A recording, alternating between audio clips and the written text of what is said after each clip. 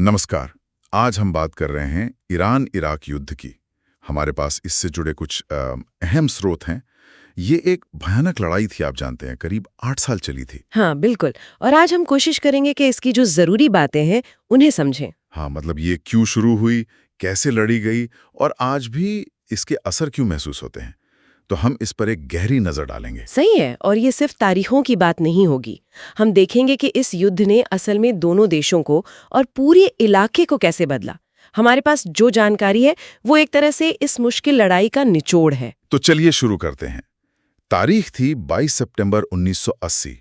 सद्दाम हुसैन के इराक ने ईरान के तेल वाले इलाके खुजिस्तान उस पर हमला कर दिया। हाँ, और इराक का दावा था, उनका कहना था कि कुछ हफ्ते पहले ईरान ने शट अल अरब जलमार्ग पर गोलाबारी की थी। अच्छा, ये शट अल अरब जलमार्ग, ये इतना जरूरी क्यों था दोनों के लिए? देखिए, ये जो जलमार्ग है, ये इराक के लिए समंदर तक पहुंचने का एक मुख्य रास्ता था, खासकर तेल भेजने के लिए। ओके।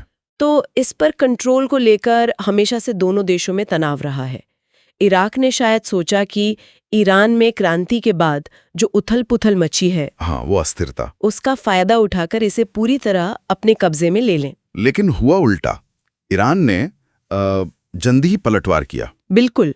1982 तक तो ईरानी सेना इराकी जमीन में घुस चुकी थी। हाँ, ये बात थोड़ी चौंकाती है। और उसी साल मतलब 1982 में ही इराक ने शांति का प्रस्ताव भी रखा था। पर ईरान ने मना कर दिया। ऐसा क्यों किया उन्होंने?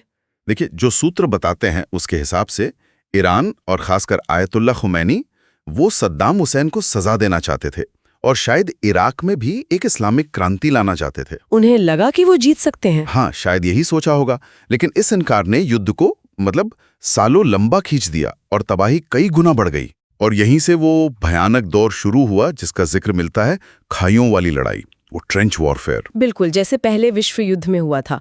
मिसाइलें शहरों पर गिरने लगीं, फारस की खाड़ी में जहाजों पर हमले हुए। और सबसे डरावनी बात, वो रासायनिक हथियारों का इस्तेमाल इराक ने बड़े पैमाने पर किया था ना। हाँ, मुख्यतः इराक द्वारा।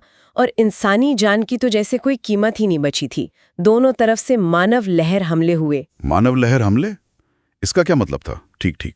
इसका मतलब ये था कि अक्सर कम ट्रेनिंग वाले सैनिक, यहाँ तक कि किशोरों को भी बड़ी तादाद में सीधे दुश्मन की गोलियों के सामने भेज दिया जाता था। बस आगे बढ़ते रहो। ओह, ये तो सुनने में ही भयानक है। रोंगटे खड़े हो जाते हैं। बिल्कुल। और अनुमान है कि करीब 5 लाख सैनिक मारे गए। 5 लाख? और अगर आम नागरिकों को भी मिला लें तो मौत का आंकड़ा 10 लाख के पार चला जाता है। 10 लाख से ज्यादा मौतें। ये सिर्फ नंबर नहीं है, ये वो तबाही है जिसने दोनों मुल्कों को शायद दशकों पीछे धकेल दिया। हाँ, बिल्कुल। इसी दौरान कुछ बड़ी लड़ाइयां भी हुईं, जैसे 1982 में ईरान का ऑपरेशन रमजान। वो बसरा पर कब्जा करना चाहते थे, लेकिन नाकाम रहे और भारी नुकसान हुआ है ना। हाँ, बहुत भारी नुकसान हुआ।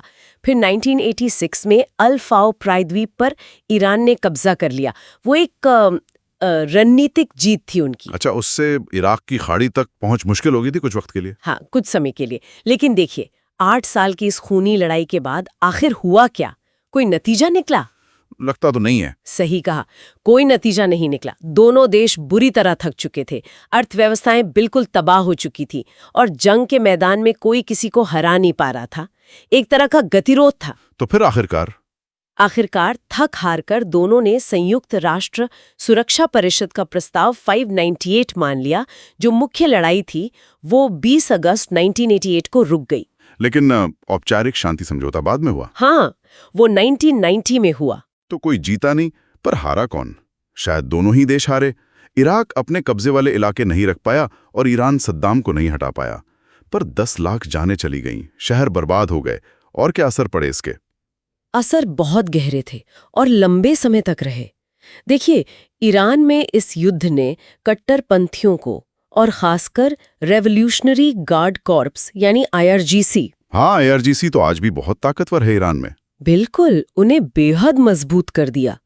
दूसरी तरफ इराक में सद्दाम हुसैन और ज्यादा ताकतवर हो गए, उनकी पकड़ और मजबूत हो गई। तो असर सिर्फ अंदरूनी राजनीति तक ही नहीं रहा होगा। नहीं, बिल्कुल नहीं। युद्ध की वजह से जो आर्थिक तबाही आई, खासकर इराक में, कई जानकार मानते हैं कि उसी ने एक तरह से जमीन तैयार की 1990 में इराक के कुवैत पर हमले के लिए। अच्छा, तो एक युद्ध अगले की वजह बन गया। हाँ, एक तरह से। तो आज क्या स्थिति है? ये समझना जरूरी है कि वो युद्ध तो 1988 में खत्म हो गया था। हाँ, 1988 में लड़ाई रुकी, 1990 में शांति समझौता हुआ। आज दोनों देशों के बीच सीधा युद्ध नहीं है। रिश्ते कैसे हैं अब? रिश्ते तो देखिए पेचीदा है। कभी तनाव होता है, कभी सहयोग भी होता है। 2023 में तो सीमा पार आतंकवादियों को रोकने के लिए एक समझौता भी हुआ था। लेकिन ईरान का दखल तो इराक में माना जाता है शिया गुटों के जरिए। हाँ, वो दखल है। ईरान आज भी इराक में शिया मिलिशिया और राजनीति के जरिए काफी असर रखता है, पर वो एक अलग मसला है। मतलब आज के जो क्षेत्रीय तनाव है वो उस पुराने ईरान इराक युद्ध से सीधे तौर पर नहीं जुड़े हैं।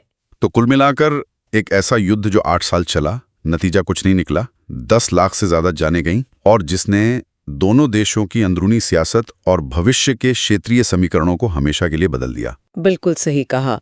और यहाँ सोचने वाली बात यह है ना, कि कैसे एक ऐसा युद्ध जो इतना विनाशकारी था, जिसका कोई नतीजा नहीं निकला, फिर भी वो देशों के भीतर ताकत के पल्ले को इस तरह झुका देता है, जैसे ईरान में IRGC का मजबूत होना या इराक में सद्दाम का और ताकतवर हो जाना, और ऐसे बीज बो देता है जिनके कड़वे फल दशकों बाद भी पूरे क्षेत्र को भुगतने पड़ते हैं।